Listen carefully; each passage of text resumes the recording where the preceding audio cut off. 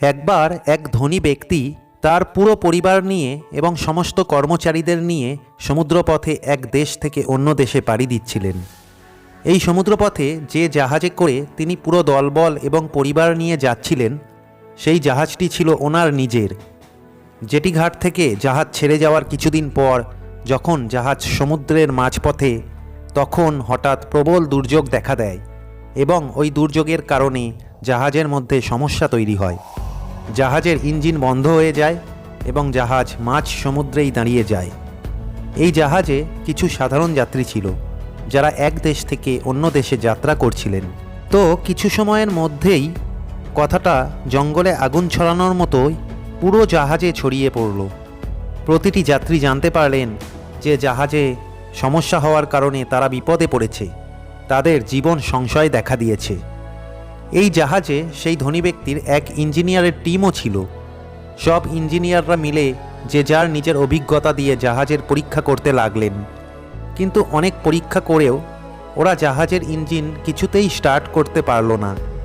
বহুক্ষণ পরীক্ষা নিরীক্ষা চালানোর পরেও যখন কোনো কাজের কাজ হলো না, তখন এক ব্যক্তি সেখানে এগিয়ে আসেন এবং সেই ধনী ব্যক্তিকে বলেন, স্যার, এই জাহাজে এমন একজন ব্যক্তি আছে যিনি আমাদের এই কাজে সাহায্য করতে পারেন।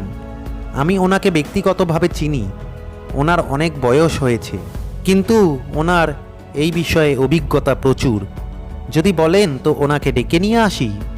এই কথা শুনে সেই ইঞ্জিনিয়াররা ওই ব্যক্তিকে নিয়ে হাসি ঠাট্টা করতে লাগলেন। তারা বলেন, এ তুমি কি বলছো? আমরা এখানে এতজন পড়াশোনা করা ইঞ্জিনিয়ার আছি, আমরা এতক্ষণ ধরে পরিশ্রম করে এর কোনো সমাধান বার করতে পারছি না, তো সেই বয়স্ক ব্যক্তি কি সমাধান দেবে? তখন সেই ব্যক্তি বলল, উনিও একজন ইঞ্জিনিয়ার ছিলেন, বয়স হয়ে যাওয়ার কারণে ওনার চাকরি ছেড়ে দিয়েছেন, কিন্তু ওনার অভিজ্ঞতা কাজে আসতে পারে। অবশেষে সেই ধনী ব্যক্তি সায় দিলেন এবং সেই বয়স্ক ব্যক্তিকে ডেকে নিয়ে আসা হলো। সেই ব্যক্তি এলেন এবং অনেকক্ষণ ধরে চারদিক থেকে জাহাজের ইঞ্জিনটিকে পরীক্ষা করতে লাগলেন। তাই দেখে অন্য বাকি ইঞ্জিনিয়াররা হাসাহাসি করতে লাগলো এবং বলল, কই উনিও তো কিছু করতে পারছেন না। তখন হঠাৎ সেই বয়স্ক ব্যক্তি ব্যাগ থেকে একটি হাতুড়ি বার করলেন এবং ইঞ্জিনের একটি পাটে জোরে আঘাত করলেন, আর সঙ্গে সঙ্গে ইঞ্জিন স্টার্ট হয়ে গেল। এটা দেখে সেখানে উপস্থিত সকল ইঞ্জিনিয়াররাই থ হয়ে দাঁড়িয়ে রইলেন। সবাই অবাক হয়ে সেই বয়স্ক ব্যক্তির দিকে দেখতে থাকলেন। এরপর জাহাজ অন্য দেশে পৌঁছে গেল এবং সেই জাহাজের সকল যাত্রীরা যে যার কাজে ব্যস্ত হয়ে গেলেন।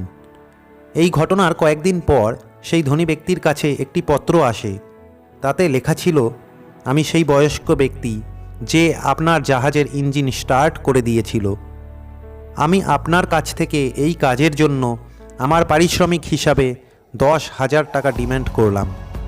তো সেই ধনী ব্যক্তি লিখলেন, আমি নিশ্চয়ই আপনার পারিশ্রমিক দেব, কিন্তু একটা সাধারণ হাতুড়ি মারার জন্য আপনি 10,000 টাকা কেন চাইছেন?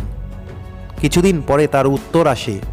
এবার তার উত্তরে লেখা ছিল, 1,000 টাকা শুধু হাতুড়ির বাড়ি মারার জন্য এবং বাকি 9,000 টাকা হলো সঠিক জায়গায় মারার জন্য। তো বন্ধুরা, এই ছোট্ট গল্পটা আমাদের এই শিক্ষা দেয় যে যদি আপনি আপনার জীবনে সঠিক কাজ করে থাকেন তো আপনি অবশ্যই ভালো ফল পাবেন। আর হ্যাঁ, কোনোদিন কখনো কারোর অভিজ্ঞতা নিয়ে হাসি মজা করবেন না। শুধু মনে রাখুন, সঠিক নির্দেশে ধৈর্য সহকারে কাজ করলে আপনিও সঠিক ফল পাবেন। তাই আমি বলবো, নিজের মধ্যে সফলতার জন্য খিদে তৈরি করুন, জেদ তৈরি করুন, আর এমন কাজ করুন যাতে পুরো দুনিয়া আপনার মতো করতে চায়।